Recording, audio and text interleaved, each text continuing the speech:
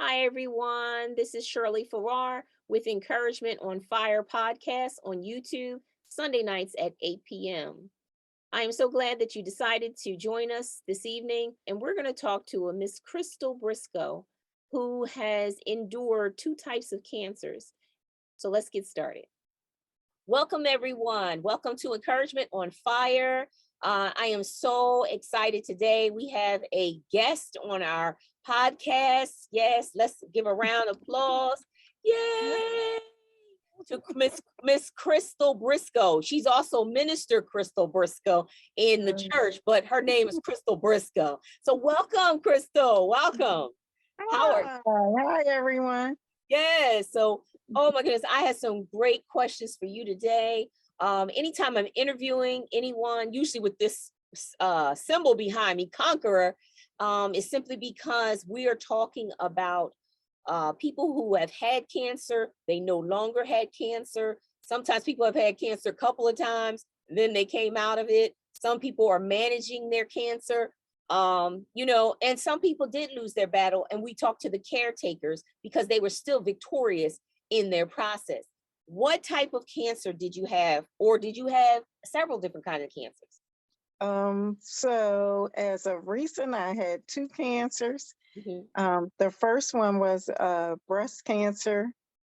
It was stage 3, triple negative, so that's not good at all. Okay. And then the second cancer was vaginal cancer, and that was like stage 1. So they pretty much, well, I go back in May, All right. so I'll know if I have to have chemo or not. But right now, I know that I won't have to have chemo. That's right, because we speak by faith, Hmm. right? We're both Right, faith-based people. You know, right, some of my listeners, some are faith-based and some are not. right, But everybody's welcome to the conversation. And we just happen to be faith-based people. We believe in God, that He's the healer of us. right. So yeah, so okay, so two different types of cancer. So what I want you Hmm. to do is, I know you're still in your latter one, the process, but you Right. still have been victorious in that. Yes, You're still a conqueror. yes. But what I want to hear today is the previous one that you endured. How long was that process? Can you tell us? You don't have to Hmm. tell us like all of it, but just kind of surmise some of the things you think people may want to hear about. Right. So with my cancer, it was like radical, and it was aggressive. So they had to radically treat it. Hmm. So like I was in 8 hours for chemo, like every other day for a week. Wow. Um, for like so that was for like a month. Whew. I went on a clinical trial also, so that made it a little bit longer. Okay. Um, and I didn't know if I was getting a false pill or the real pill, Mm, which at the end of the trial, then I found out that it was the real pill. okay. So I, like when I first got it, I was like, why me? You know what I mean? The things that you say to yourself, or, Yeah. why God am I going through this? I'm a good person. Mhm. Uh, like a lot of things just go through your head, like, am I going to die? And Mm, then I had to, get myself together. And then I was like, so, God, I know this is a journey. mm. I'm trusting in you because Yes. there's nothing else I could do. And then, like, so one of my patients, I was talking to them, and she gave me a book, and it said, "Why not me?" Mm. And then I was like, "What?" So I read that book. It was a little tiny book. Mhm. Um, and the things in there, it's like, yeah, why not you? If Jesus could go through these things Mm. and he could suffer through these things and he came out of it, why wouldn't it be you too? Mm. So Wow. then, you know, and then, Isaiah like 53, 4, 5, and 6, I would speak that constantly over myself. Mm, Like even when I really started feeling, because sometimes you really start feeling really bad. And mm, then like things come into your head and you'll be like, mhm. So then I had to like start writing things down and posting it on little notebooks or post-its, Yeah, like just to encourage myself, yeah. because I'm like, hey, I'm not married anymore. I don't have anybody to go through this process with me. Mm, Like I'm getting my breasts removed, like all of those little things like kind of bother you, or mm, how's this going to work out, or would I get in a relationship again, or am I going to be accepted because I don't have my body parts anymore? mm, So all of that stuff, and I really didn't think of that until like a little later about how those things affected me, and like you could go through a depression and stuff like that. But then I was like, no, I'm not going to let myself, because God's going to guide me through mm, all of this stuff. mm, mm. And Yeah. like my friends and stuff, some of them wouldn't come see me because they weren't used to me like with no hair, Mm, my fingernails, my feet, my feet, everything was dark. mm, mm. So Yeah, like my complexion changed, like I was a darker shade. right. um and I guess that kind of scared people. Mm-hmm. um And I know one day when I was sitting in church, I was at another church at this time, and it was hot in there because I didn't realize. So I first went through my treatments, they gave me all these books. Like every doctor I went to, they gave me these gigantic books. And I'm like, who do they think is reading these books? And I'm on all this medication and I'm sleepy half the time or drowsy. So I don't know what Exactly. so, Exactly. like one of the things, it put me in automatic menopause. Mm, So I would too. just be Me too. right. Yes. So you would Oh, just be dripping sweat out of nowhere, who like you what telling? the Woo! Sometimes you was hoping and you was thanking God for the bald head, right? You was like, world? woo, let me just lift it up. Oh my But goodness. Yes. so I was sitting in church and then I just pulled the little thing off my head. So Yep. then after that day, I was like, I'm not going to put on any wigs. Yep. I'm gonna walk. I'm gonna wear my little bald head, put some earrings and some lips Right. on. I'm gonna That's what be I saw. You okay. see me? That's what I started doing. So, Uh-huh. and I'm sitting there, and the lady behind me go, "Oh my God!" I turned around. I went, "Oh, honey, it's okay. It's me. I'm all right. Yeah, It's all right with me." that's right. That's And right. then she was like, "I didn't know." I'm like, "This church so big, you wouldn't know." I mean, but you know what I mean? I Um, experienced that too, where mhm, friends, because you and I have talked, but right, I thank God for you and a few others that were there for me. But people who they think you're so strong, and when it mhm, happens to you, because I know you've spent right, many a days going to people, encouraging them and praying with them and just supporting them in the community, feeding people, all that kind of stuff. And then when it happened to you, you're like, well, where are all the people I was helping? Are they right, going to come see me? And mhm, unfortunately, because that cancer is that big C, right, and it needs to be more people need to be empathetic, sympathetic, understand how to encourage someone who's going through cancer. right. Because clearly, because it's 1 in 4, in men, or yeah, 1 in 4 in men and 1 in 3 in women. The likelihood that people are going to get it, yes, it all depends Mhm. on their diet and exercise.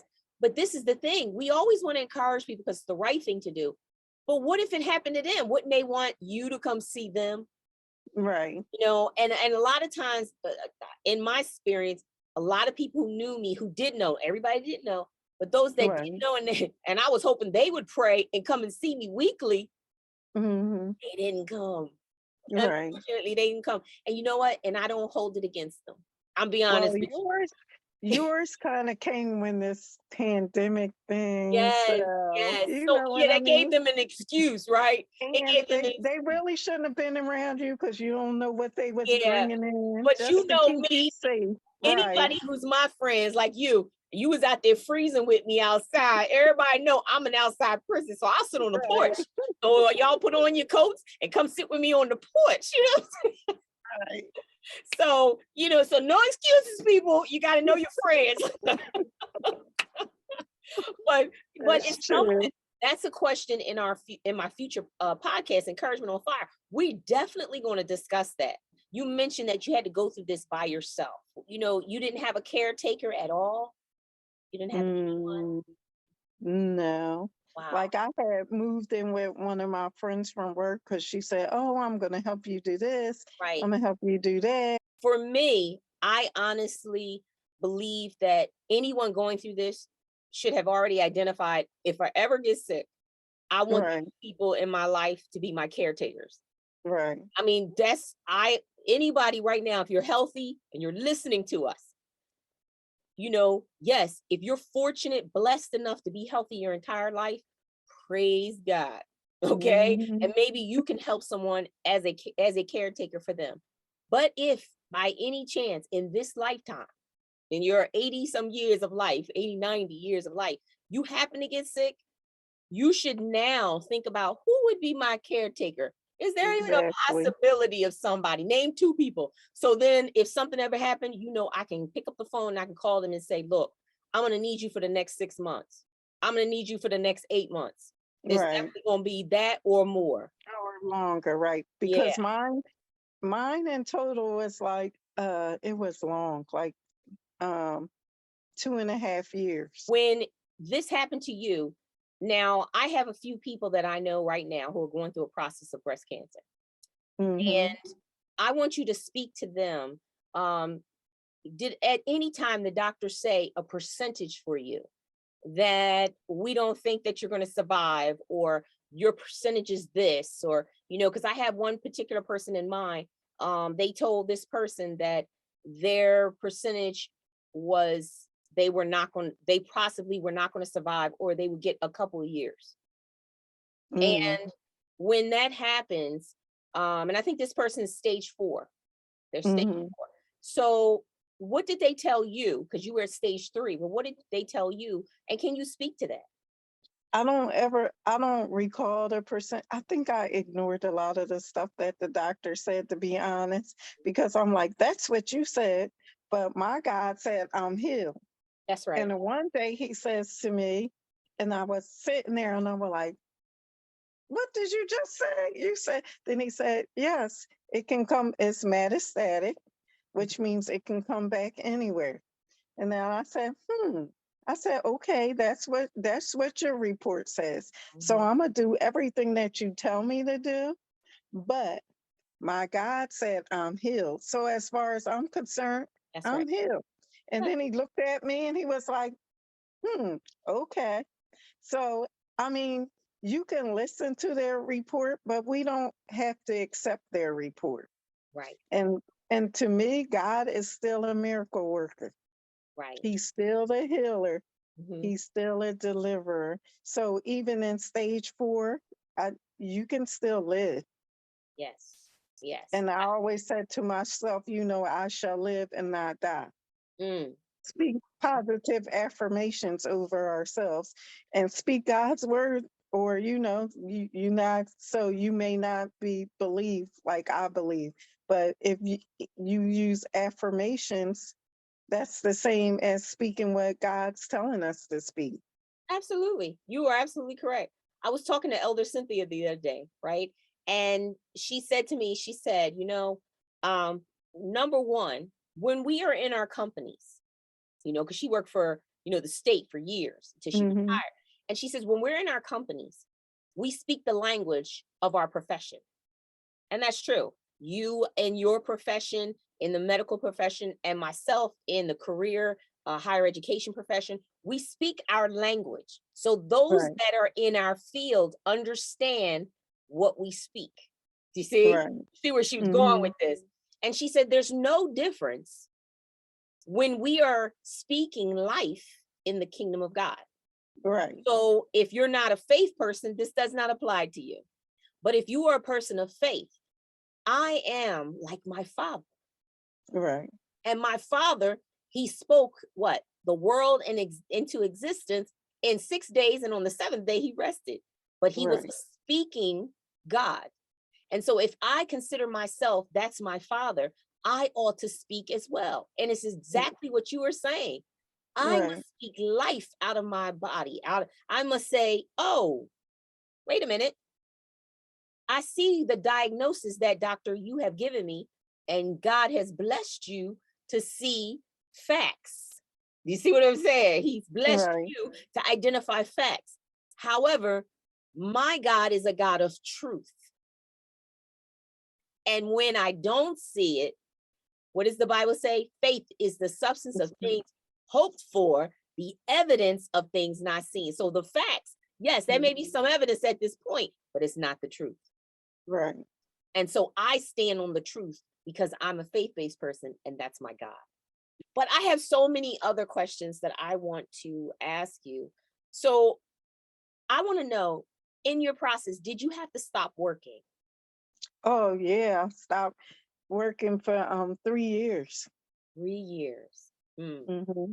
I had neuropathy, so I would like fall. I couldn't feel things, so I couldn't really effectively do my job Mm, because I'm a phlebotomist and you have to feel the veins to right, stick to people. So, right. Yeah, that was mine. My hands hmm, and my feet. right, Was doing that, and I'm like I said, I'm on the side coming out. So right, still my arm, I'm hmm, still speaking life over my arm. I'm constantly stretching right, it. And I'm really like getting in there and like, okay, my feet gets a certain way. I just start moving, exercises they tell you to do. right, I'm in PT too, physical therapy. So I'm just really, you know what I'm saying? I'm making a comeback, hmm, girl. Look, right. I'm making a comeback. And it will happen for me, but I'm determined like you. I'm not giving up, you And know. every now and then I still like once in a while I might drop something. Mhm. Thank God I haven't fell in a while, but Right, like your right. feet, you're walking and you just fall. Yeah. And see, that's the thing. People think, okay, now you don't have cancer. So, you're back to normal. And there Hmm. needs to be a process even after, I would say up to a year. Cause like I said, I'm on my after process. It's only been a month or so since I got my remission, Right. from the doctor. And I noticed, like I said, the neuropathy, or I can't stand longer than 15 minutes, those type of Mhm. things. Some people get the brain fog. You're like, what in the world was Oh I yeah. just now talking about? Like, that kind of thing. And you don't Mhm. mean to be that way. So like myself, I'll probably go back and I'll ask for accommodations, simply because it will be necessary. Right. And I don't know how long. So my doctor will have to determine that. I don't know how long that will be. And I don't hope for it to be forever. That's the thing. Right. You just Mhm. sometimes you got to ask for accommodations. And anyone out there and you're thinking, oh, well, I don't want anyone to think I'm slacking. That's not it. You can still do your job. Right. You can still do your job. Mhm. It's just that you need a little help. And there's nothing Right. wrong with asking for some help because, human nature, people want to help you. They wouldn't want you, oh, well, I'm not going to help you. You should be better. No, because what if they're in that situation? Wouldn't you help them? And that's why we're having these conversations. People don't realize it's not just before you were diagnosed, you were sick. Then you Mhm. diagnose, and then you got to go through the process. And then after the fact, there's this recovery process. Right. But like you said, you were blessed to be able to be out for 3 years. Everybody doesn't get that. I haven't been out that long. I've only been out a year from Mhm. my job. And it's a blessing because there were so many wonderful people who gave me, they gave me days towards my FMLA. And Right. I am so thankful. I don't know them because it's anonymous, but I am so thankful to all of you who gave them to me. They were definitely needed. And I used each and every one of them to get better. Let me ask you, um, what type of, eating or exercise did you do or did you do or did your entire life just totally change since then? Well, I really didn't do any more exercise than I was doing. My eating, I didn't eat a lot at all, which wasn't good because your body eats off of your fat that you have. So even if you're not eating, it's going to eat what the fat is, and it's going to make you bigger anyhow. Yeah, and a lot of people, they think that everyone gets skinny when Hmm. they get cancer because of the chemo and the radiation. But like you said, you can barely eat, but then your body starts holding on to the fat because of that. So Right. the medications sometimes swell you. That's what happened with me.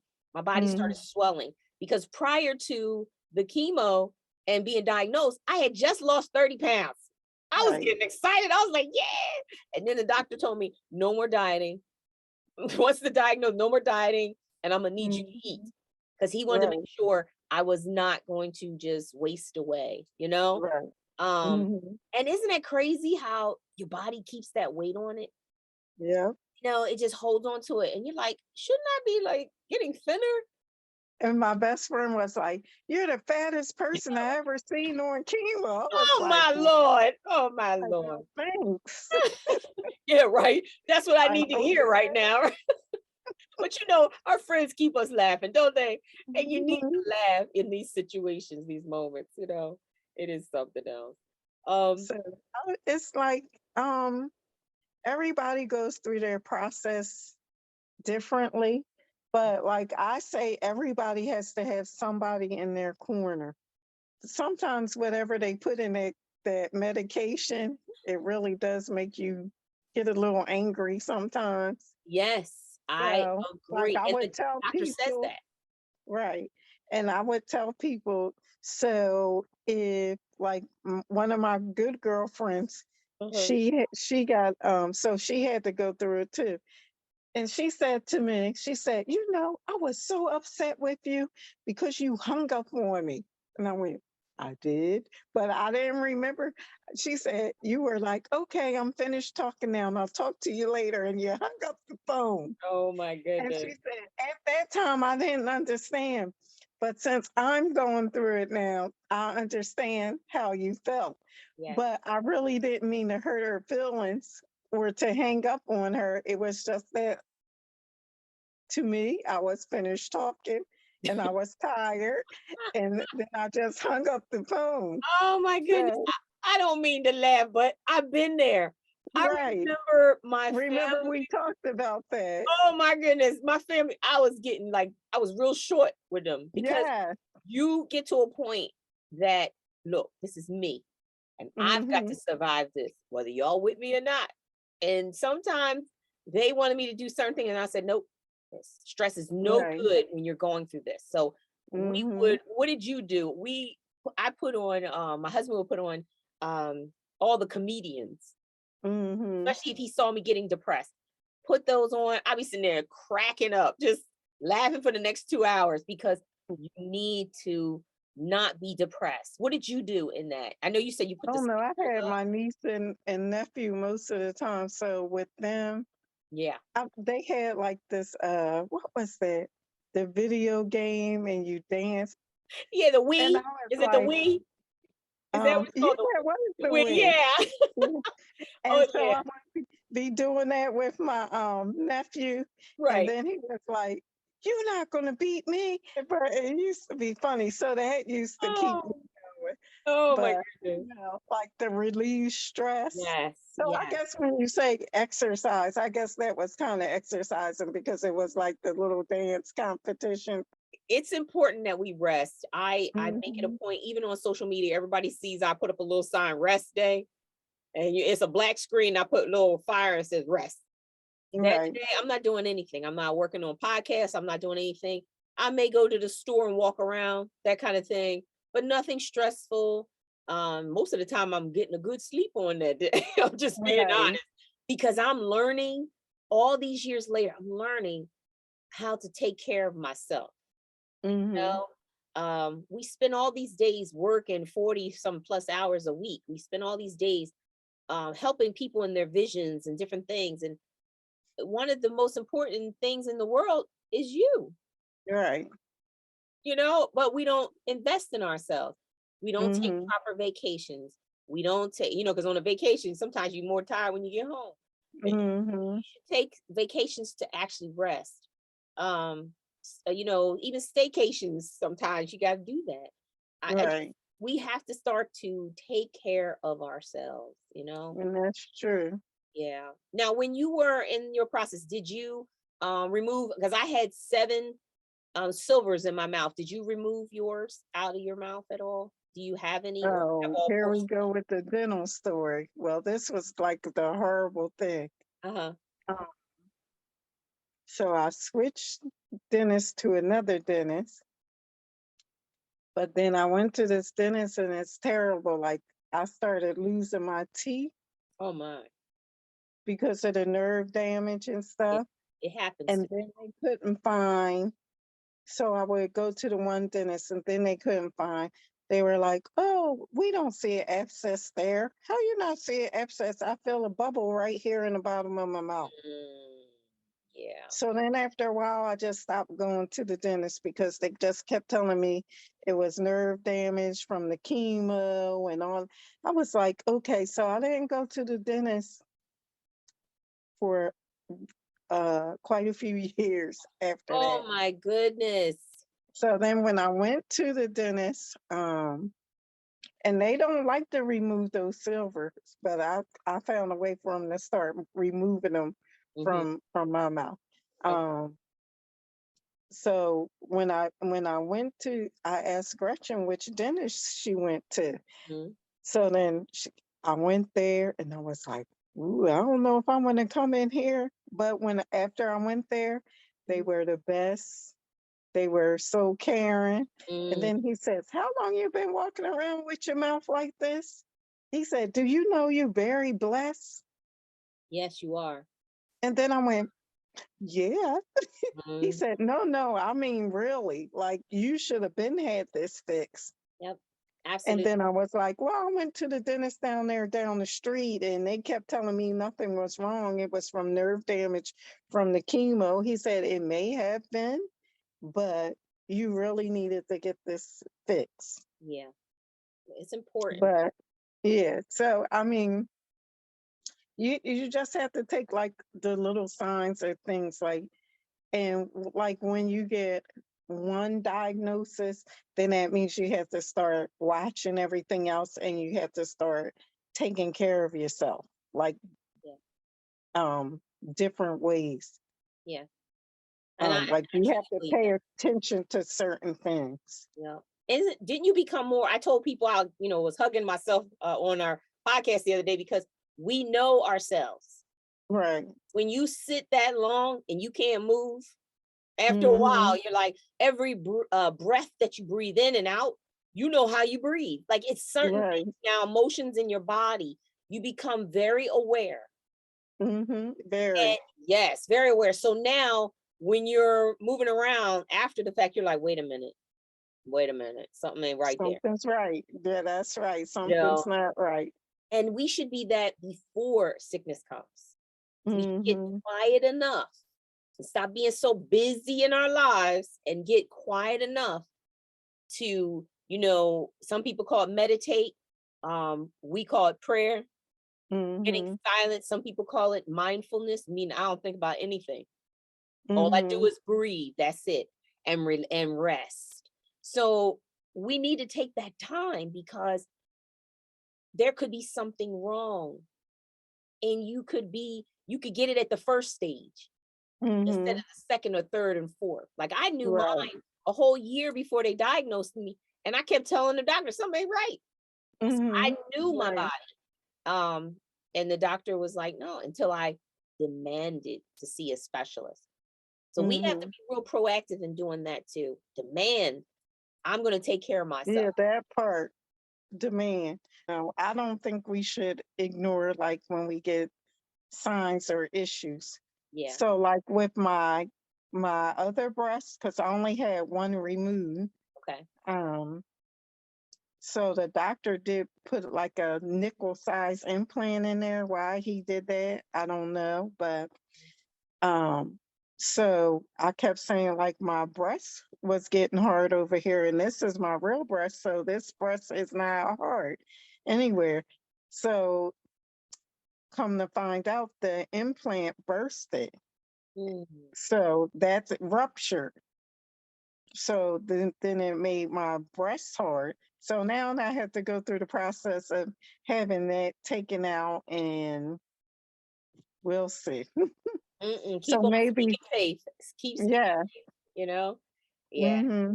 And that you'll go through it, with a caretaker this time, I someone who's don't need gonna, no well, caretaker. I'm just saying someone who can still encourage you. Because I don't know about you. I thank God for Hmm. every caretaker I had, and Right, I needed encouragement, especially in the middle of right. the night. In the middle of the night is when it gets you. Yep. That's when it gets you. And if you prepare ahead of time, what did you do?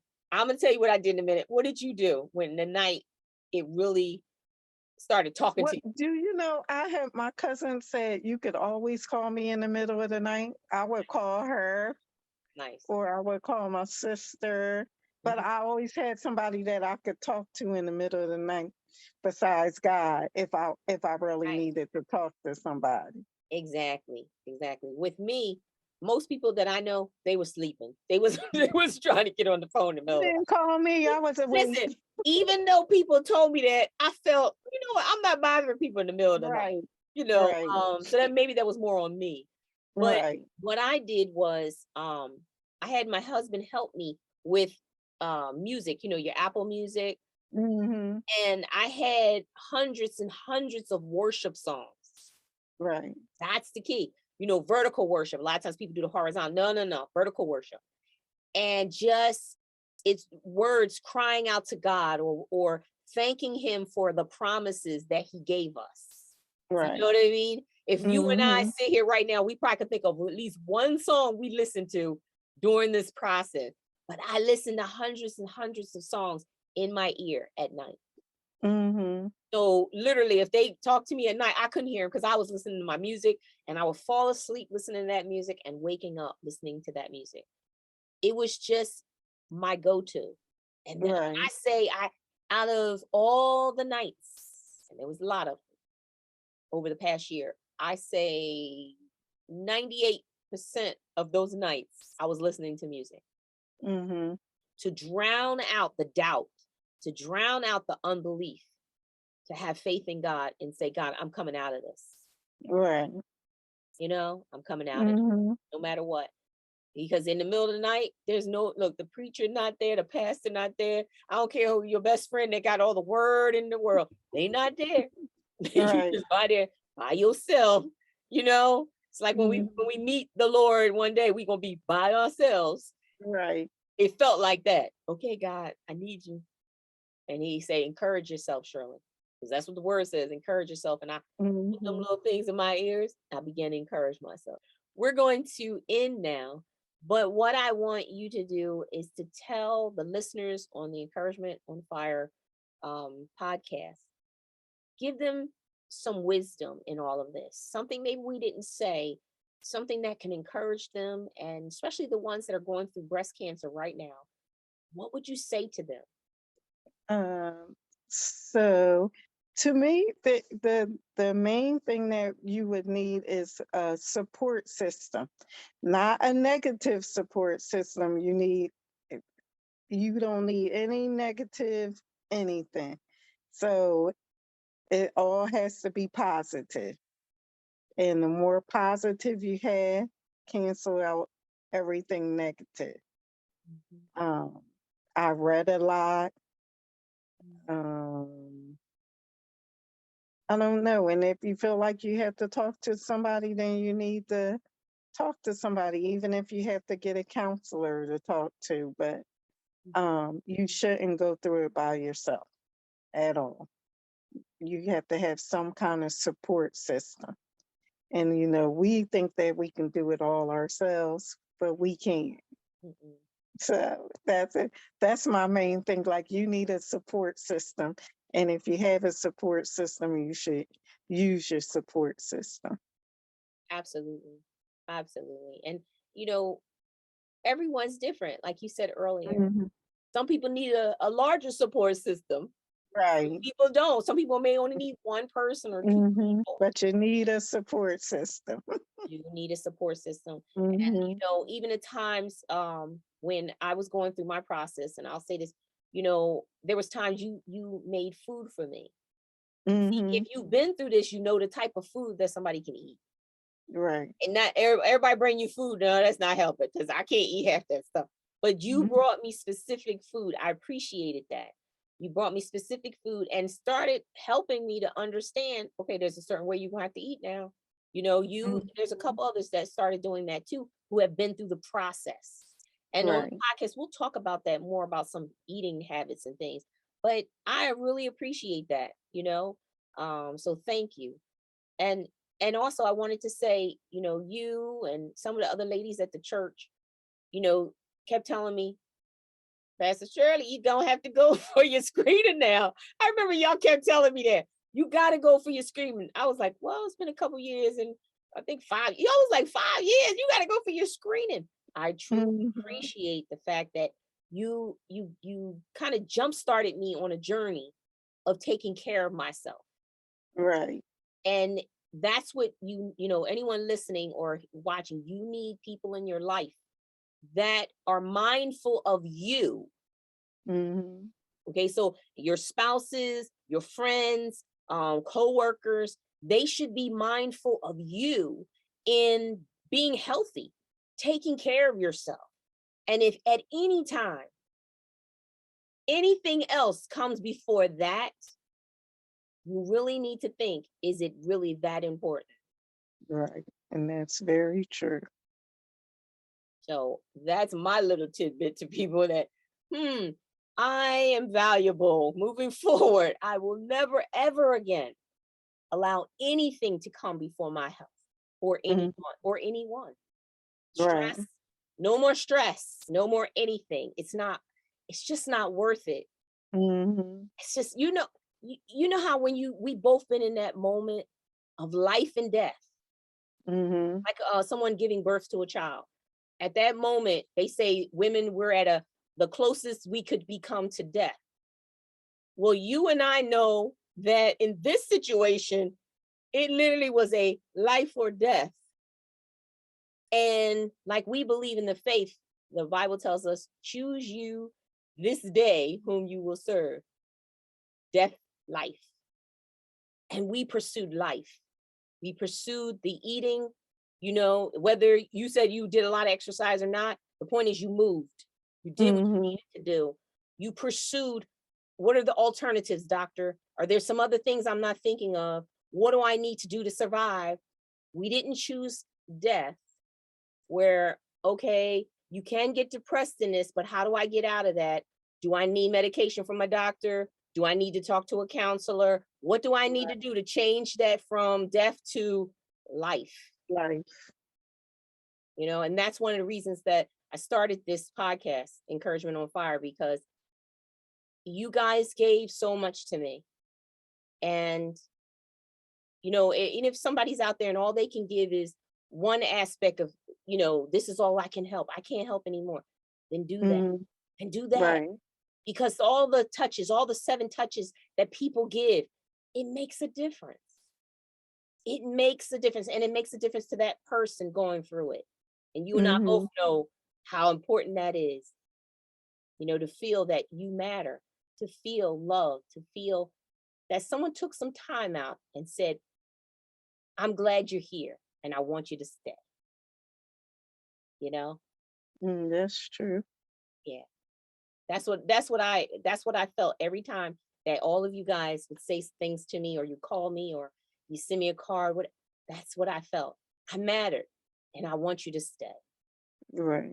you know? So I appreciate that. So Crystal, thank you so much today You're for sharing. welcome. Truly, truly You're love you. welcome. And I'm gonna have you on throughout the 52 weeks again. We'll talk about another topic, but Okay. it'll still deal with cancer or sickness. We're gonna, I just wanted them to understand your story. Okay. Right. Yes. Yes. So everyone, thank you so much for watching today. And as I always tell you, when you know it, you'll do it. Have a good day.